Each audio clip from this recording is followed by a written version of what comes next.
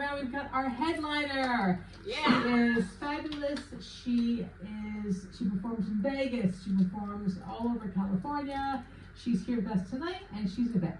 Her name is Linda.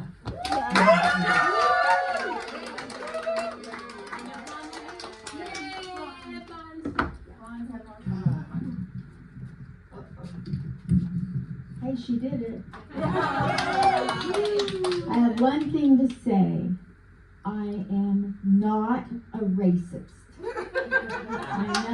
know that because I went on the subway today and this guy said to me, "You stinking old white bitch racist."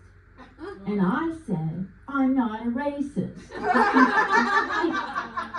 And you know what makes you sound like a racist? When you say you're not a racist. So joke's on me. These are really trying times, and everybody, we have to be political. Some people are woke. We have to, be inclusive, and there's so much to consider with our comedy. But I have a burning question, and I have to ask. I hope you don't mind, but does anybody here identify as a slut? Anybody? Ma'am? I don't slut shame. I gotta tell you, I refuse to slut shame, and here's why.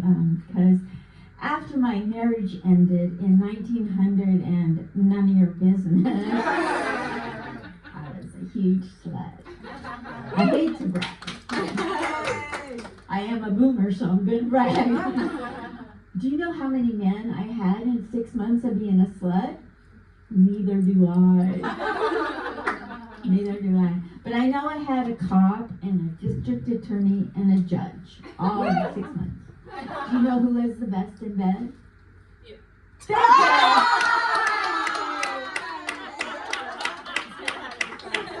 That's right, me. Actually, it was a cop. It's always the cop. Aren't they hot? He handcuffed me, and then he cinched me up really tight. Is this too much? Mother and son. He cinched me up really tight to the bedpost, and my back arched, and he got just the right. Okay, now that I went too far. Yeah. I'm with it. I hope I never get Alzheimer's and forget that story. Yeah. Okay, there's a reason why I'm a little bit loony, okay? And here's where this is a true story, okay? So you're wondering, what was I doing in June of 1996, right, at this point? I was minding my own business at a stop sign, and a truck came off the freeway with no brakes and hit my car. And I got the biggest, hugest, like, what do you call it, like no, said I wish. No, I got the greatest gift in the world. I got an instant brain injury from the impact. And it's a superpower to have a brain injury. Sometimes I'm a little goofy. Most of the time, the elevator goes to the top floor, but sometimes it goes sideways. And my comedy coach says, "You need to really explain why you're a little goofy up top." So that's what I'm doing. So I got hit by a drunk driver. There I am, right there at the point of impact. And my boyfriend's golf clubs go one way, and all the money he's hiding from his ex-wife go the other. And out of the van, there's all these partying ladies of the night, Like I said, I don't slut shame. All these 5 women were really partying, and they were inebriated. And they went flying out of their truck onto the pavement, tits up. Can we be real? They were laying on their backs, and I thought it was so funny because, like, the first time in history that ladies of the night are ready before sundown. Oh my God. But it took, I'm a veteran, so I went to the VA hospital because I knew I was goofy, right? And so I went there, and it took 3 neuropsych doctors. It took them 3 neuropsych doctors 2 years to diagnose one brain injury that I knew I had at the moment of impact. So who really has the brain injury? We can all agree they do. But I've been having fun. Sometimes I forget things like, why am I doing the walk of shame again?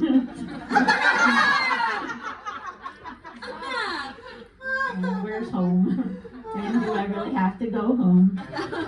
And who's going home with me tonight? Okay.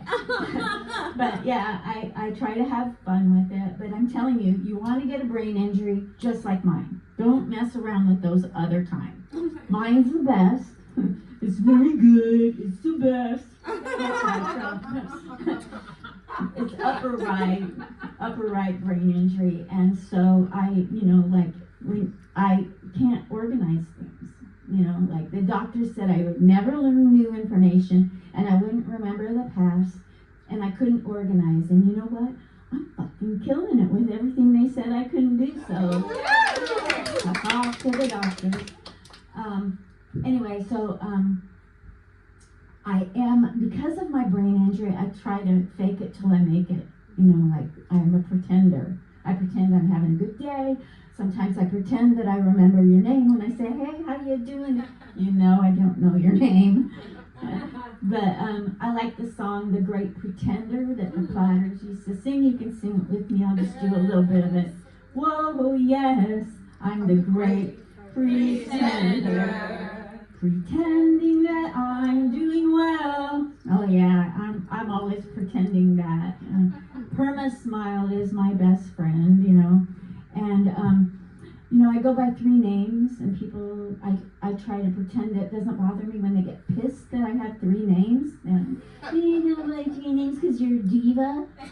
I'm like, no, I'm going by 3 names because I'm still pissed about John Wilkes Booth. I know. I can't remember my keys or where my purse is, but I remember John Wilkes Booth. 160 years. A boomer can hold a grudge, right? He makes me so mad, that John Wilkes Booth guy, because he was in the theater that day. And if you do acting, you should be upset too. He was in the theater that day because he was an actor. And as an actor, he got famous with 1 headshot. Blows my mind apart too. Can you believe someone with a brain injury thought of that joke? Anyway, I've been aging. I know it's a shocker and nobody likes to talk about aging, but since I have a brain injury, I can talk about it.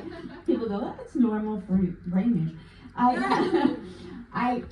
have been aging and I'm trying to fake it till I make it. About that too, I love aging. Yeah, right. But I try to celebrate every damn day. Because like with the car accident, that could have been my last day. Or with COVID, we have to celebrate every damn day. Right? And today, I turned a milestone. I turned 27,680 days old today. Every day's a damn birthday. Making it till I make it. Yeah.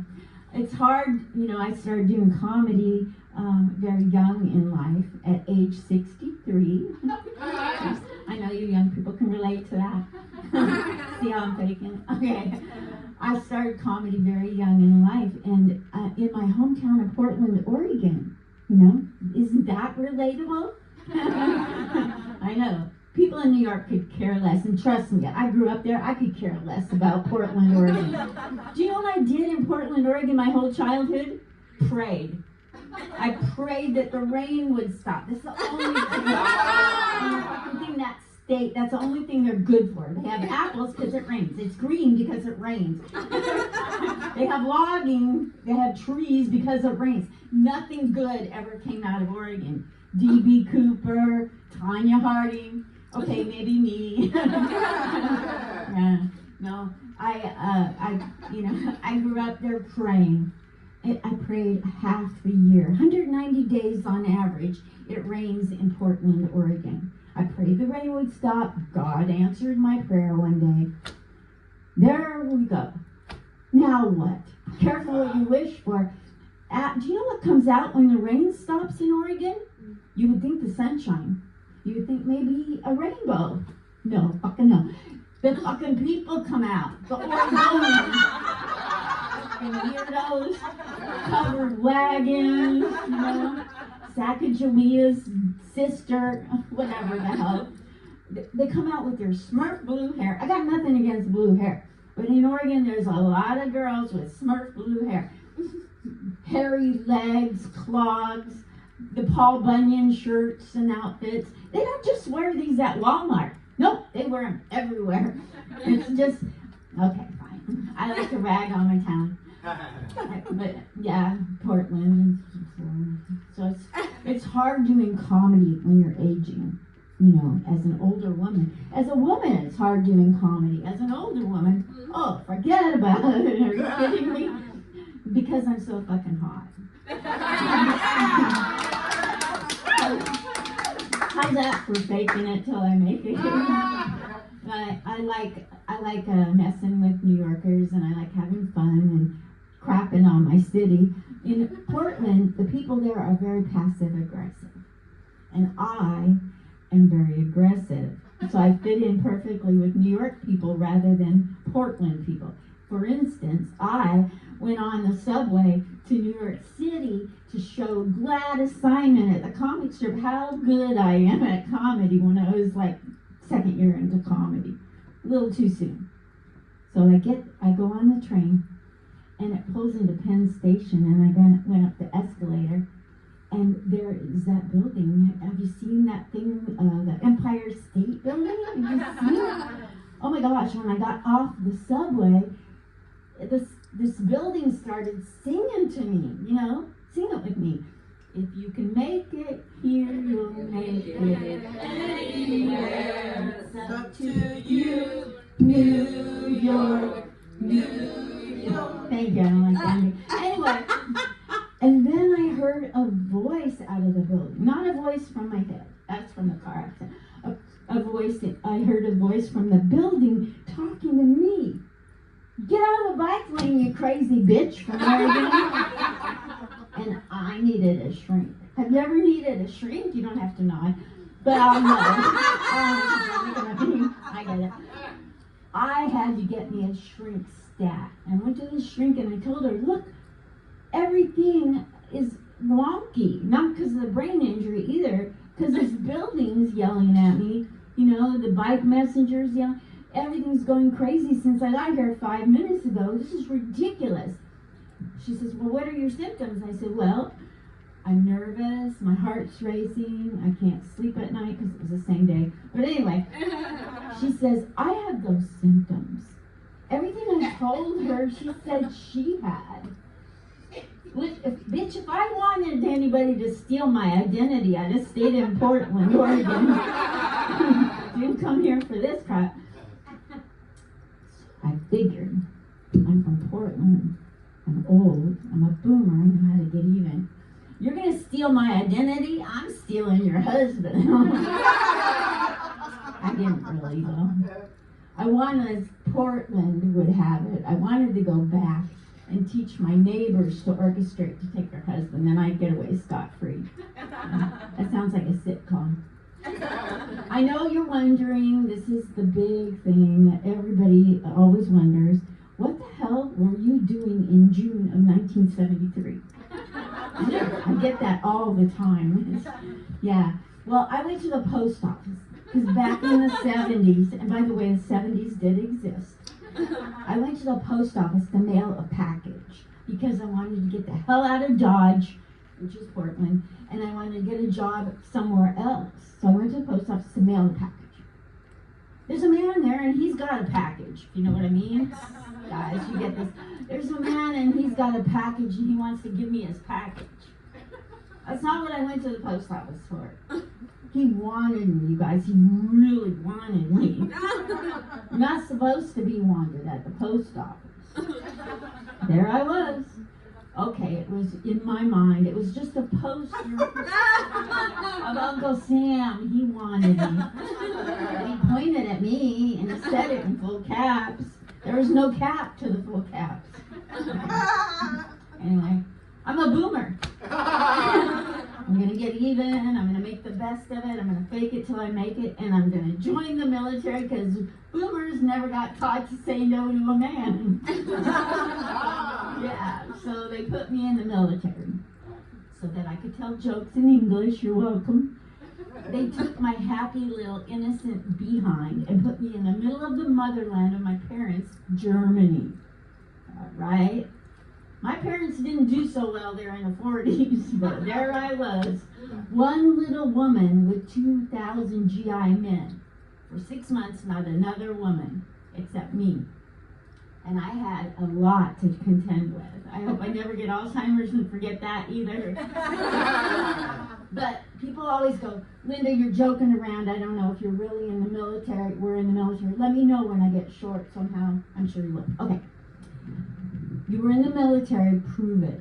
All right. Okay. Ask me some questions. So they'd say, well, you were in the military, huh? And I go, yeah, that's right. Well, okay, well, if you were in the military, what job did you do? To which I say, oh, you remember the lady in World War II that put the planes together? That lady, Rosie. Yeah, I did nothing like her. Nothing like her. But I did have to stay rosy while those men tried to rivet me. Oh, Jesus. I know. That's a lady with a brain injury thought of that joke. Who'd have thought? Thank you, man, in the military. Yeah, I had a lieutenant, and this is, young ladies, if you're woke and you're all about that, that's cool. But understand, this was back in the time when I had no choice. We didn't have we had a woman's movement, nothing really moved. You know, we didn't have Gloria Allred on speed dial. Nothing like that. So I had a lieutenant, and every time I would walk in the room full of men, he'd say to me, Linda, they call me the 60-minute man.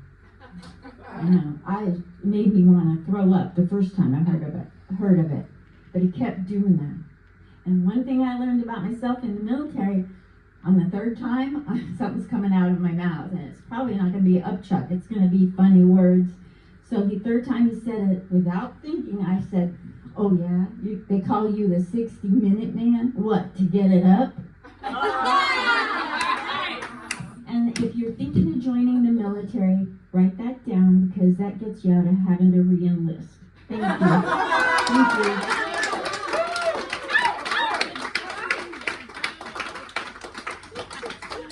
Love you, Linda. Love you so much. Oh my God, this was so much